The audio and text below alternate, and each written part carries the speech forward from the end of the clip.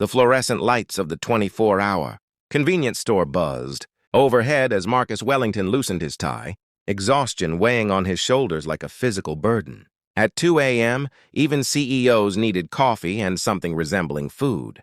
He'd been at the office for 18 hours straight, finalizing a merger that would secure his company's future and the jobs of 3,000 employees. Success had always come at a price, and lately, that price was measured in sleepless nights and microwaved meals.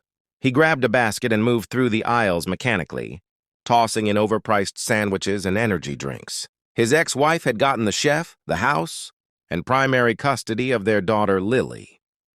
He'd gotten the company, an empty penthouse, and every other weekend, with the only person who truly mattered to him. Fair trade, according to the lawyers. Highway robbery, according to his heart. At the checkout, Marcus noticed them. A boy, maybe 9 or 10, with dark circles under his eyes that no child should have, carefully counting crumpled bills and coins on the counter. Next to him stood a girl who couldn't have been more than 6, clutching a worn stuffed rabbit with one ear missing. The boy's hands trembled slightly as he sorted through the money, his lips moving silently with each count. $17.43, the boy announced to the cashier, his voice carrying a forced brightness that broke Marcus's heart. On the counter sat their haul: 2 loaves of day-old bread, a jar of peanut butter, a gallon of milk, some apples, and a box of generic crackers. Survival food, nothing fresh, nothing warm, nothing that spoke of comfort or joy. The cashier, a middle-aged woman with kind eyes, scanned the items slowly. "That comes to $22.50, sweetheart." Marcus watched the boy's face crumble. The forced brightness vanished, replaced by a panic that made him look even younger. "But I calculated it. I was sure I had enough." His voice cracked. "I can put something back. The apples, maybe? We don't really need—" "You need the apples," the little girl whispered, tugging his sleeve. "Mommy said fruits and vegetables are important." "I know, Emma, but—" The boy's shoulders sagged as he reached for the apples. His jaw clenched tight, fighting back tears. Marcus found himself moving forward before his mind caught up with his body. "I'll cover the difference." The boy spun around, his eyes wide and defensive. Up close, Marcus could see the pride warring with desperation on his young face. The burden of responsibility no child should carry. "We don't need charity," he said, lifting his chin. "We're doing fine." Nothing about this situation suggested fine. The boy wore a jacket 2 sizes too small, the cuffs ending well above his wrists. His sneakers had holes near the toes, poorly covered with duct tape. The little girl's dress was clean but faded from too many washings, and she shivered despite the store's warmth. "It's not charity," Marcus said gently, surprising himself with the emotion in his voice. "Think of it as paying it forward. Someone helped me once when I needed it. Let me do the same for you." The boy's eyes narrowed with suspicion, and Marcus recognized that look. It was the same one he'd worn at that age, when his mother worked 3 jobs to keep a roof over their heads, when accepting help felt like admitting defeat. Pride was sometimes all you had left when everything else was gone.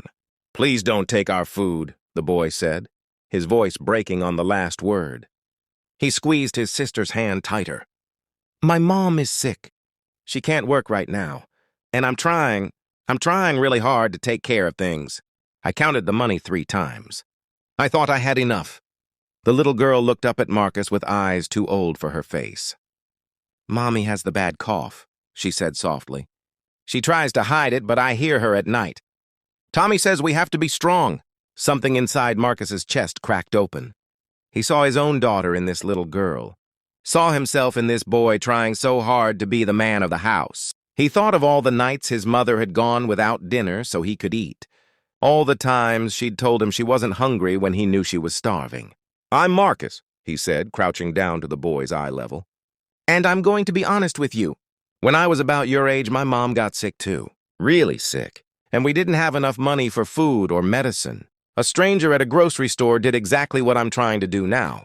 He paid for our groceries and gave my mom money for her prescription. He told her to pass it on someday when she could. She never got the chance. She died 2 years later. But I made a promise at her funeral that I'd help someone the way that man helped us. The lie came easily because it carried a deeper truth. His mother had struggled, and while there'd been no stranger at a grocery store, There had been countless moments when help hadn't come, when it should have. This was his chance to rewrite that story, even if just for one night for one family. Tommy's defenses wavered. "You're lying. You're just saying that to make me feel better." "Maybe I am," Marcus admitted. "But does it matter? Your mom needs you to bring home this food. Your sister needs those apples. Your pride is important, Tommy. I can see that and I respect it. But right now, what's more important? Your pride or your family?" The boy's face contorted with the effort of not crying. Finally, he nodded just once, a barely perceptible dip of his chin. Marcus paid for their groceries and his own, then added items to their bags: fresh chicken, vegetables, soup, orange juice, children's vitamins, cold medicine. When Tommy started to protest, Marcus held up a hand. "Your mom needs protein to heal. Your sister needs vitamins. This isn't negotiable." As they walked toward the parking lot, Marcus carrying most of the bags, Tommy spoke quietly. "Our car broke down last week. We've been walking everywhere. It's about 2 miles to our apartment. 2 miles at 2:30 a.m. with a 6-year-old and grocery bags." Marcus thought of his daughter, safe in her mother's mansion with a security system and a nanny.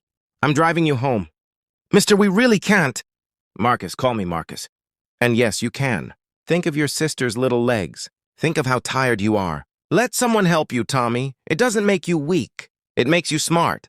The drive took 12 minutes through neighborhoods that grew progressively rougher. Tommy directed him to a rundown apartment complex where half the exterior lights were broken. As they climbed the stairs to the 3rd floor, Marcus noticed the boy counting steps, probably a habit born from navigating in the dark. The apartment was tiny but spotlessly clean. A woman lay on a threadbare couch, wrapped in blankets, her face flushed with fever. She tried to sit up when they entered, alarm flashing in her eyes. "Tommy, who is this? What happened?" "It's okay, Mom. He helped us at the store. He's nice." Marcus set the groceries on the small kitchen counter while Tommy explained. The woman, Sarah, he learned, tried to stand, to thank him properly, but was seized by a coughing fit that left her gasping. "You need to see a doctor," Marcus said firmly. "That's pneumonia, or heading that way. I can't afford—" "I'm calling my family physician. He makes house calls. Don't argue. You need to get better for these kids." What happened next unfolded like a dream.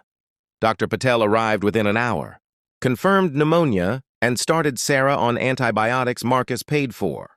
Over the following weeks, Marcus found himself returning to that apartment, bringing groceries, helping Tommy with homework, playing dolls with Emma.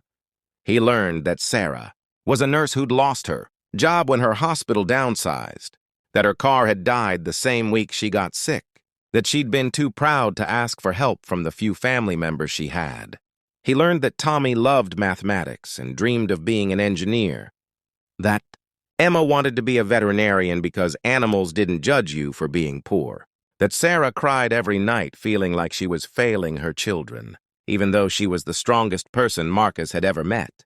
6 weeks after that night in the convenience store, Marcus sat in his office staring at the resignation letter on his desk. Not his resignation, Sarah's application. He'd created a position in his company's health services department, perfect for an experienced nurse with her qualifications. The irony of having the power to hire her while wanting to hide. His identity hadn't escaped him. His assistant buzzed. "Mr. Wellington, your 3 p.m. is here." Sarah walked in wearing a borrowed suit, nervous but hopeful. She didn't recognize him at first. In the apartment, he'd always worn casual clothes, had been just Marcus. But as she sat down and really looked at him, her eyes widened. You're that Marcus?" He smiled. "I'm every Marcus. The one who couldn't let a kid go hungry. The one who remembers what it's like to have nothing. The one who just happens to need an excellent nurse to run our employee health program. You're overqualified, actually. Tommy showed me your resume." Tears streamed down her face. "Why? Why would you do all this?" "Because someone should have done it for my mom.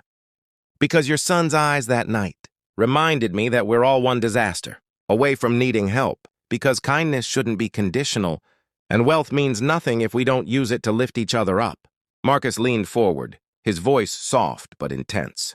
"Also because in the past 6 weeks, having dinner with your family, helping with homework, being Uncle Marcus, I remembered what matters. My daughter sees me now, really sees me because I'm present. You didn't just take my help, Sarah. You gave me something infinitely more valuable. You reminded me how to be human. Sarah took the job. Tommy got a scholarship to a prestigious prep school where his mathematical gifts flourished. Emma started seeing a therapist who helped her process the trauma of those hungry months. And Marcus learned that the best investment he'd ever made wasn't in stocks or real estate, but in the simple act of paying for groceries at 2 a.m. for a boy too proud to beg but brave enough to feed his family. Years later, at Tommy's college graduation, the young man sought Marcus out in the crowd. I never forgot what you said that night. About pride versus family. I've been thinking about it a lot lately. Oh, I'm starting a foundation to help families in crisis, the ones who fall through the cracks because they're too proud to ask for help or don't know where to turn. I want to be the stranger at the grocery store for someone else. Marcus pulled the young man into a hug, his heart full. Your mom would be proud. I'm proud. You saved us, Tommy whispered. No, Marcus said, his voice thick with emotion. You saved me. You just didn't know it yet. Because sometimes the greatest gift we can give is help, and sometimes the greatest gift we can receive is the chance to give it. In that exchange, in that moment of connection between one human and another, we find what makes us whole. Not money, not success, not pride, but the simple, profound act of seeing someone's pain and choosing to ease it, even just a little, even just for one night.